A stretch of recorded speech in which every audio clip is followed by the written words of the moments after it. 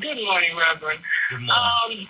I listened to a portion of what Philip said earlier, but I did not hear him say specifically that our children were dumb or stupid.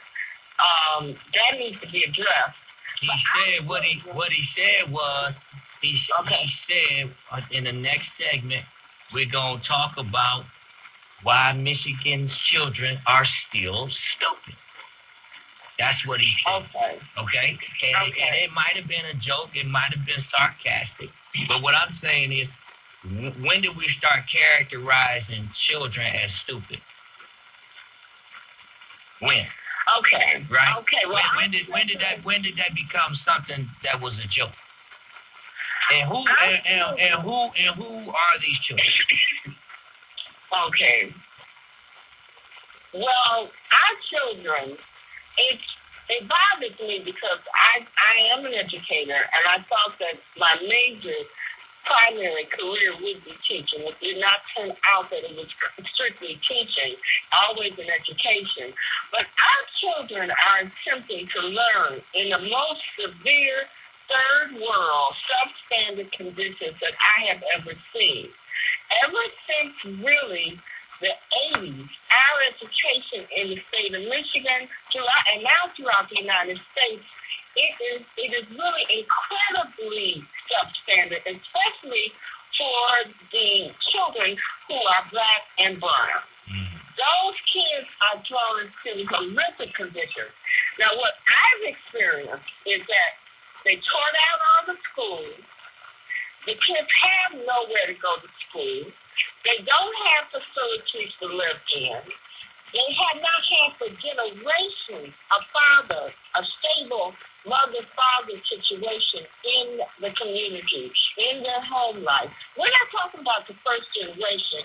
We're talking about 2 and 3 generations of students, of kids whose parents and grandparents did not like school. Right.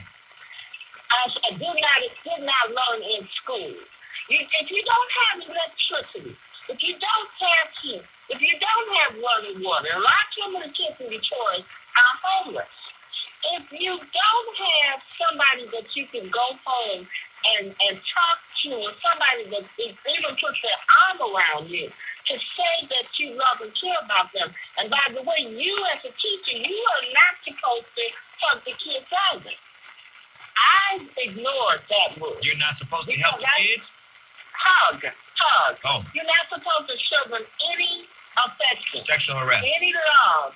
You're not supposed to say, but you can. You can. Everyone can say, you are a great person. You are going to do the best that you can do. You can build up their ego. And right now, we are just in the shape. We've got this Teach America teachers in the charter schools. The charter schools have been embraced by our ministers and our churches because many of them are running charter schools. We simply are in a real pickle, and it's just not Detroit. It's across the United States. And Helen Moore, she's been all over with her Journey for Justice program. And she's picked up that this is an attempt on the part of the government to make sure that our children are, number one, not educated. Either they work in the prisons or they work in the low-level entry jobs. They commit suicide or whatever. The intent is to dumb down our entire race. That's the attempt. And you said it. And to kill them. Yeah. I mean, to kill them. Just like with the water situation, the water sheriff in Detroit, the water situation in Flint. Genocide. It's genocide. It's liquid lynching. It's a liquid lynching.